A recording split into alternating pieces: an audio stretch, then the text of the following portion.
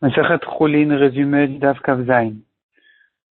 La Mishnah dit la différence entre les volailles et les bêtes, c'est que dans les volailles, on se suffit de ne couper qu'un seul siman pendant la shrita, tandis que dans les bêtes, il faut couper les deux simanim.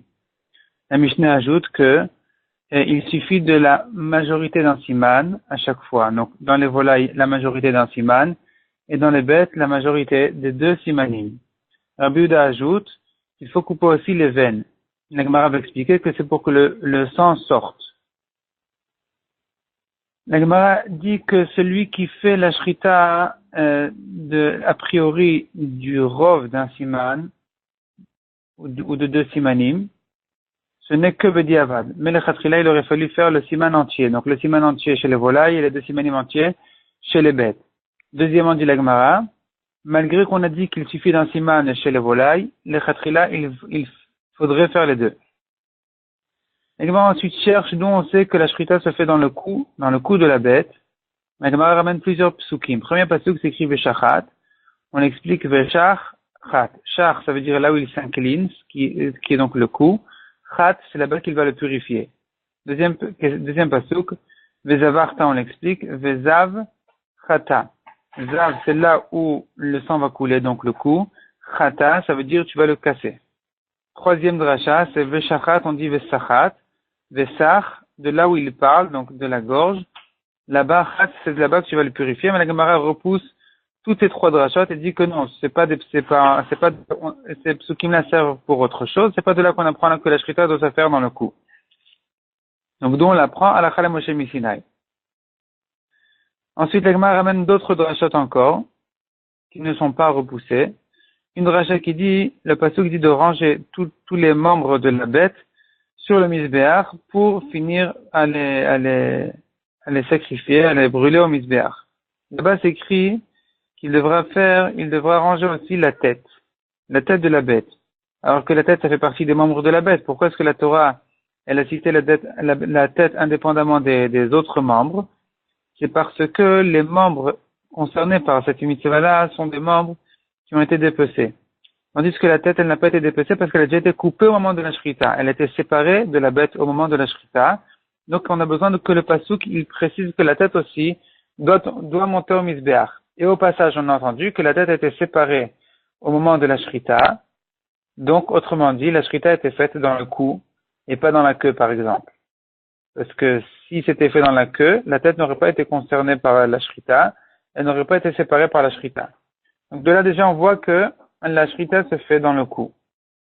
La Gemara ensuite ramène quelques drachot, de quelle manière exactement on range la tête et les membres sur le misbéach, la tête avec les graisses sur le côté de la shrita pour cacher la chair et le sang.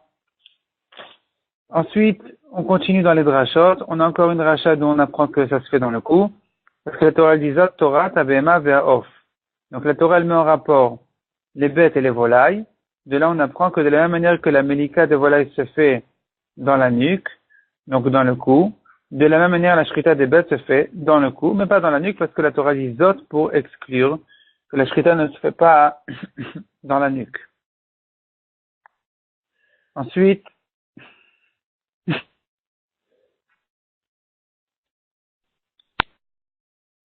la Gemara ramène un passage qu'on voit que la Torah cite les bêtes, les volailles et les poissons.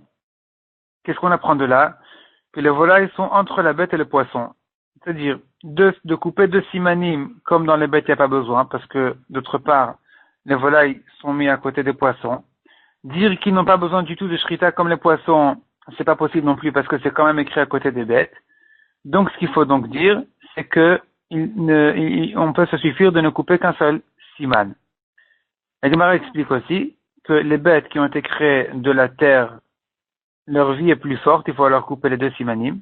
Les poissons de l'eau, leur vie est plus légère, il suffit de les sortir de l'eau. Il n'y a pas besoin de leur couper les simanim du tout, de leur faire la shrita donc. Tandis que les volailles qui ont été créées de la boue, eh bien, ils sont entre les poissons et les bêtes, c'est pour ça que on leur coupe un seul siman. La Gemara ensuite cherche de quel pasuk on apprend que les poissons n'ont pas besoin du tout de shrita. La Gemara ensuite nous ramène une contradiction entre des psukim. Dans un passage qu'on voit que les volailles ont été créées de la terre, dans l'autre passage qu'on voit que les volailles ont été créées de l'eau. La Gemara donne deux réponses. Une réponse est de dire qu'effectivement, ils ont été créés de la boue, donc de la terre, de la terre et de l'eau en même temps. Autre réponse est de dire que non, le passage qui dit qu'ils ont été créés de la terre, ça ne se rapporte pas sur les volailles, mais que sur le début du passouk, donc sur les bêtes. Et le passouk ramène aussi les volailles au passage pour nous dire que Akadosh Baruch Hu a présenté à Adam Arishon les bêtes qui ont été créées de la terre et les volailles qui n'ont pas été créées de la terre, et pour que Adam Arishon les nomme, leur donne des noms. Ensuite, on a un grand chidouche de Rav Yehuda au nom de Rabbi Yitzhak ben Pinchas qui veut dire que toute la shrita des volailles n'est pas minatora, et les Gemara ramène quelques objections sur ce chidouche-là. Jusqu'à que dans la Maskana, on verra que ça reste une marloquette anaïm, à savoir est-ce qu'effectivement la shrita des oiseaux c'est minatora ou bien ce n'est que midera banane.